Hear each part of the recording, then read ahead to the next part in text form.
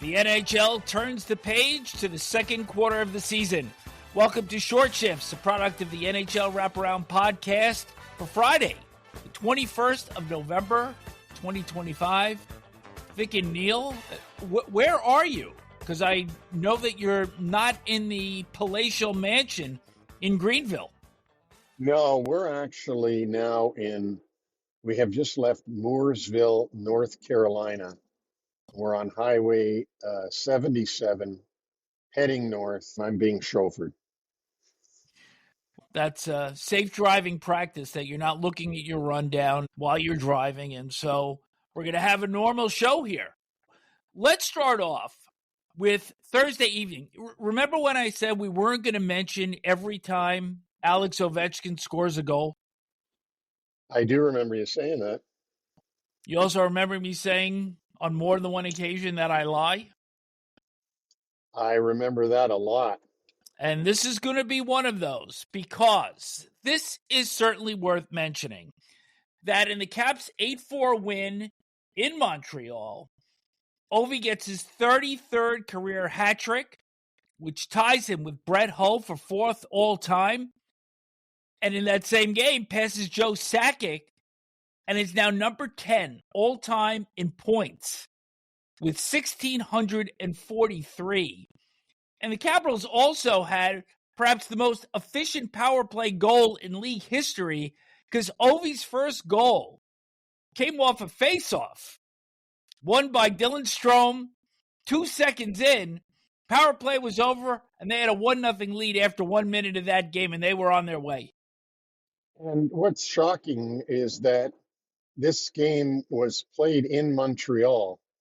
Montreal had not played the night before. Washington had played the night before, and they flew in, went through the border, got in at 3 a.m., and still were able to really whitewash the Montreal Canadiens. And Sam Montembeault being pulled is not good on him, because he's been struggling this season and struggled again last night. We're going to get to that more in a second, because that's a major part of the Canadian woes. But also, I wanted to mention that for Ovi, it was going to be pretty difficult to replace Nick Backstrom as a setup guy. And Dylan Strome has more than stepped in and done a great job over the last couple of seasons.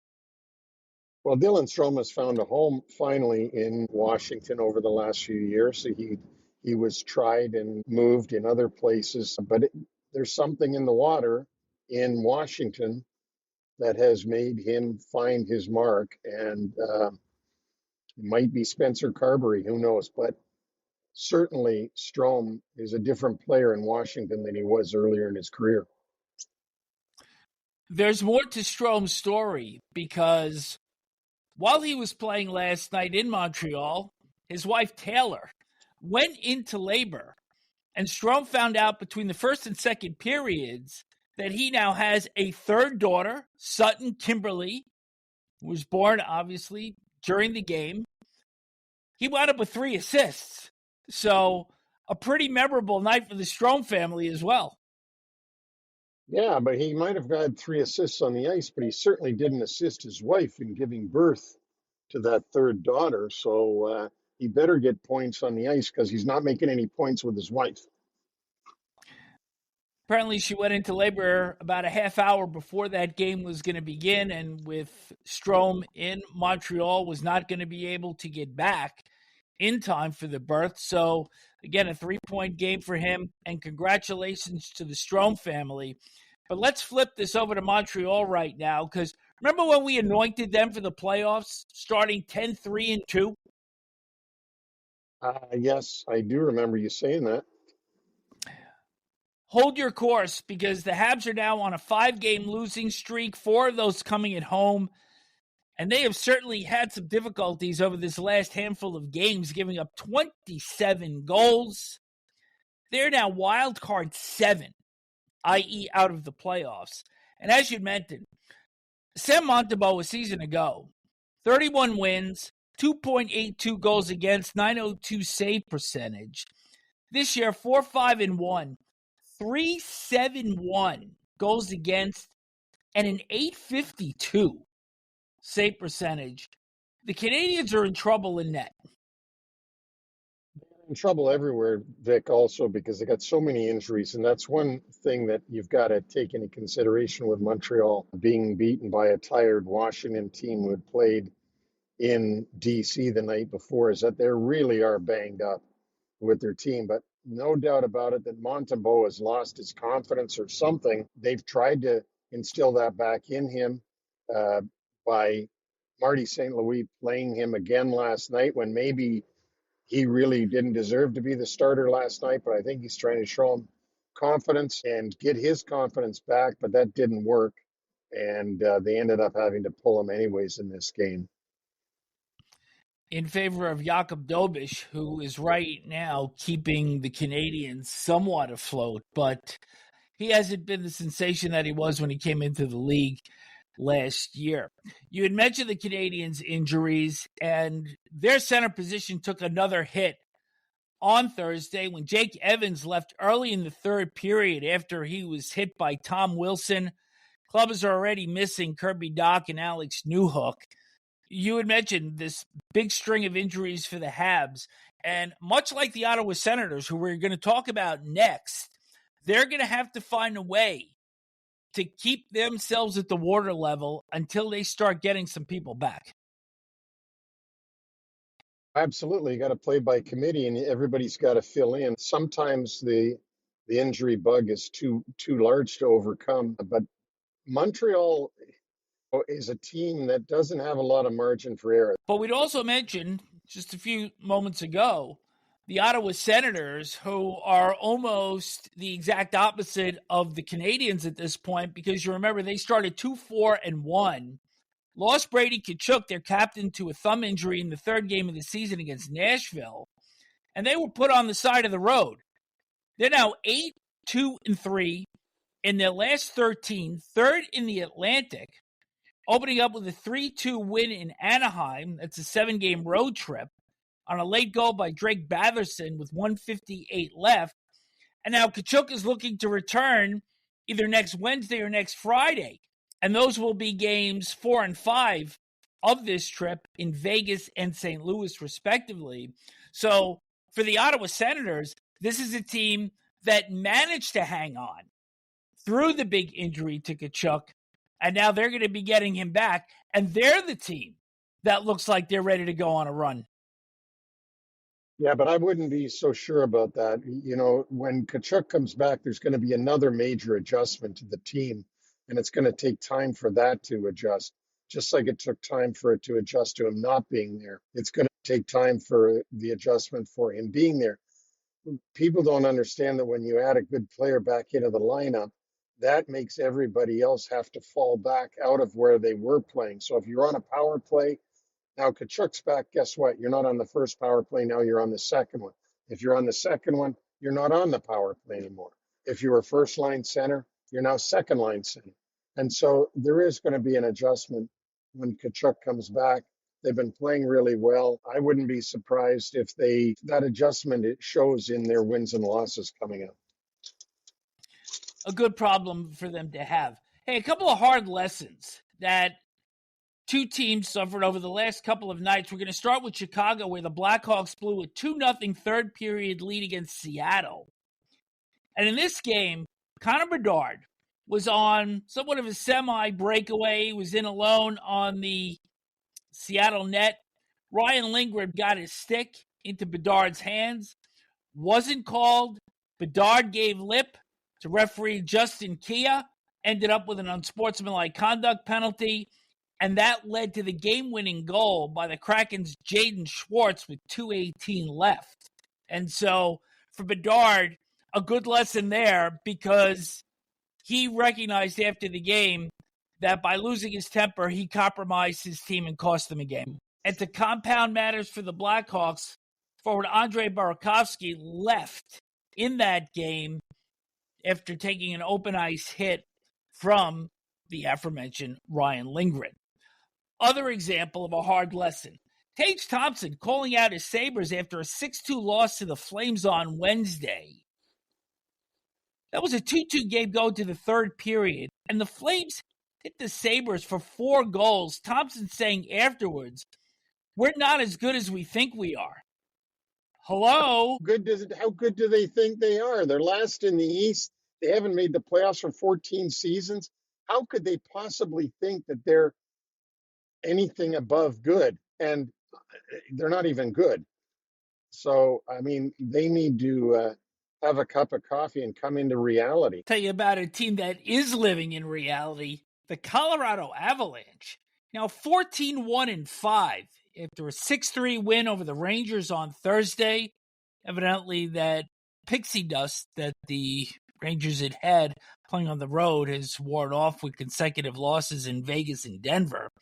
But anyway, the Avs are now the 4th team in NHL history with only 1 regulation loss after their first 20 games. Scott Wedgwood heading up the goaltending. The team is now atop the NHL in goals against average. Nathan McKinnon, Kyle McCarr, 2 goals and an assist apiece. And the San Jose Sharks, a 4-3 shootout win over Los Angeles on Joe Thornton night. The Sharks, Neil, 10-4-1 in their last 15 after an 0-4-2 start, and they have killed 31 out of 32 penalties in the month of November, and they are 6-3-3 at the Shark Tank. It's a young team that's obviously learning their lessons and getting used to the life in the NHL. It wasn't that long ago that their coach was so upset that he said he'd give away one of his own children for a win. So they're certainly doing it a lot better now. And you know what? Young teams, you never know what to expect because they're talented, extremely talented. And I think you'll see, runs in both directions all season.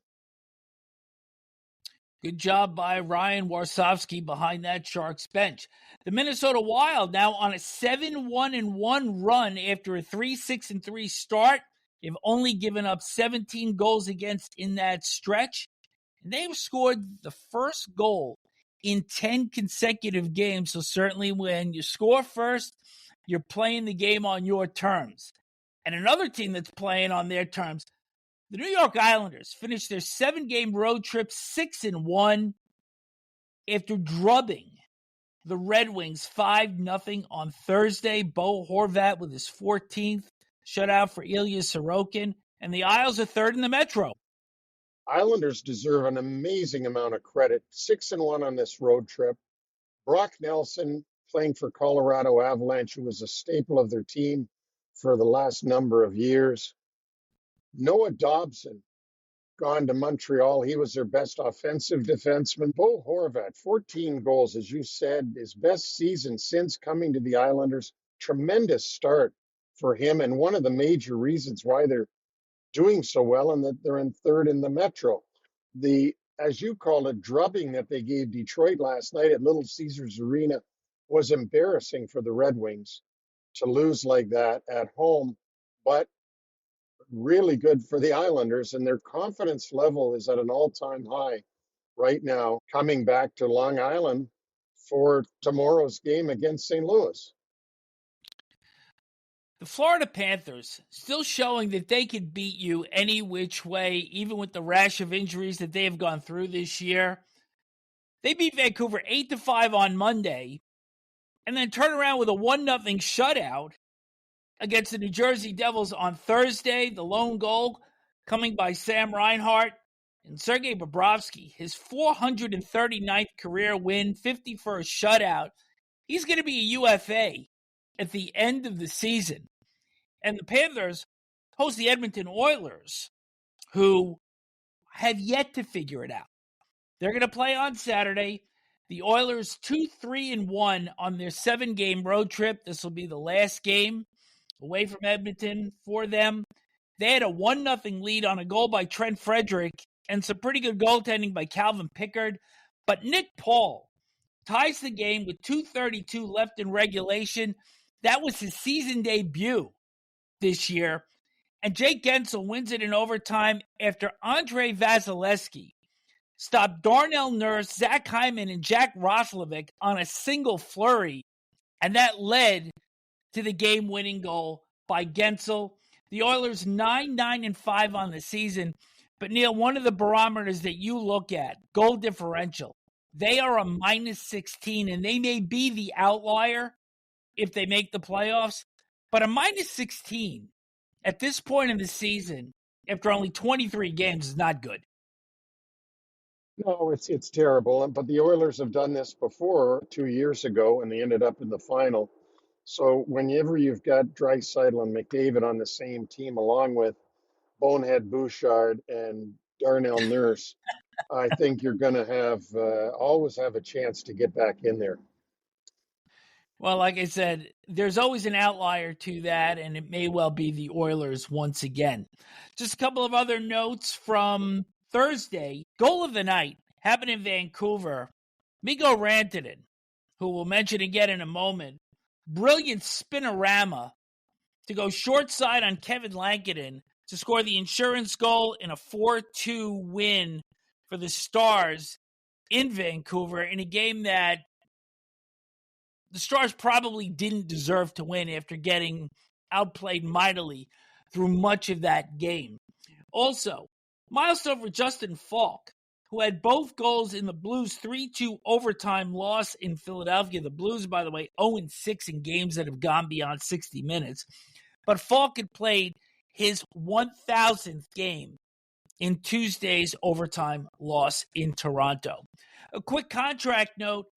Captain Adam Lowry of the Winnipeg Jets signs a 5-year extension worth $5 million per year. He's been the captain since 2023 and has spent all 12 of his NHL seasons with the Jets. You know, this is something I really like, not only in terms of the money, which I think is realistic in today's NHL. Lowry is not the best player on the Jets. You could argue he's not even among the top 5 or 6. But this is a guy that is a captain purely on his leadership abilities. Absolutely, and he's loved by his teammates and by the management, by the coaching staff.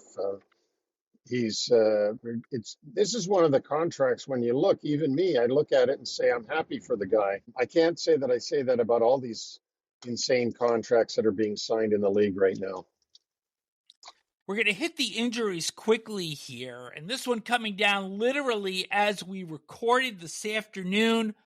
Winnipeg goaltender Connor Hellebuck, the defending Hart and Vezina Trophy winner, expected to be out 4 to 6 weeks after undergoing an arthroscopic knee procedure. He has got an 8-6-0 record this season, 2.51 goals against average, .913 save percentage. Thomas Milic has been brought up from the Manitoba Moose. He will back up Eric Comrie for the next month to month and a half. Also, Alexander Romanov, defenseman for the Islanders, on IR following the hit into the end boards by Mikko Rantanen late in the Isles' 3-2 win the other night in Dallas. He's getting a second opinion on Friday, and at that point, we'll be able to tell you how long Romanov is expected to be out. Charlie McAvoy, who was weighing facial surgery along with doctors after getting hit in the face with his shot in Montreal on Saturday. He did indeed have that surgery, out indefinitely, but expected to be ready for the Olympics in February. And in Toronto, goaltender Anthony Stolarz, upper body injury, a little bit worse than we thought, according to head coach Craig Berube. He suffered that injury originally on November 11th against the Boston Bruins, but it is hopeful that he would be able to resume skating as early as this weekend. And forward Scott Lawton for the Leafs returned to the lineup on Thursday in the 3-2 overtime loss against the Columbus Blue Jackets. He had missed 5 games after being hit by the Bruins' Nikita Zadorov on November 8th. And finally, Jake Neighbors, forward for the St. Louis Blues, returned to the lineup Thursday in an overtime loss in Philly. He had missed 12 games with a right leg injury. The Blues were 3-9-0 in his absence, and of course now losing that first game upon his return. Games I'm looking at this weekend on Friday, Minnesota at Pittsburgh. We'd mentioned the Wild are on a roll. Let's see if the Penguins can hold on to their position in the Metropolitan Division. And also Carolina at Winnipeg. Nikolai Ehlers returns to Winnipeg after spending his first 10 seasons with the Jets, so I'm sure he's going to get a pretty good welcome video there. On Saturday, Columbus at Detroit, two teams that are likely going to be on the bubble for the rest of the regular season. Going to be a key matchup there. And St. Louis at the Islanders. And the Isles also host Seattle on Sunday with Lane Lambert making his return to Long Island. He was head coach of the Islanders before Patrick Waugh took over. Islanders coming off that terrific 6-1 road trip. And Edmonton in Florida. We just mentioned it a moment ago. This is the first of their two meetings, the other one coming on March 19th. And I also want to see Vegas at Anaheim. A good test again for the Anaheim Ducks. And on Sunday, Colorado and Chicago. Let's see if the Blackhawks can answer the bell with a high-quality opponent coming in. Our website, NHLWraparound.com. New York-centric, written by Patrick Hoffman. His latest three pieces on the three New York metropolitan area teams, Jacob Markstrom's struggles as of late in the New Jersey net, a tale of two systems for the New York Rangers, and the aforementioned great play of the New York Islanders. You also have Neil's Nuggets and Smith's Picks. Captain, you are 4-1-0 in 3 out of the last 4 nights. You're now 46 games over 500 for the year. Even a blind squirrel finds a nut now and then. Well, you're finding a lot of nuts to put in that basket because in a year of such unpredictability to this point, that is one hell of a record. And I know that you'll be posting your picks later on, and you just hope to keep it going during the weekend. Absolutely. Short shifts coming up again on Monday, and then we're going to drop a Celebrity Series episode on Tuesday with 3-time Super Bowl winning kicker and lifelong hockey fan Steven Gostkowski. Wraparound returns on Thanksgiving Eve on November 26th. So in the meantime, enjoy the hockey this weekend, and we will speak with you on Monday. Take care.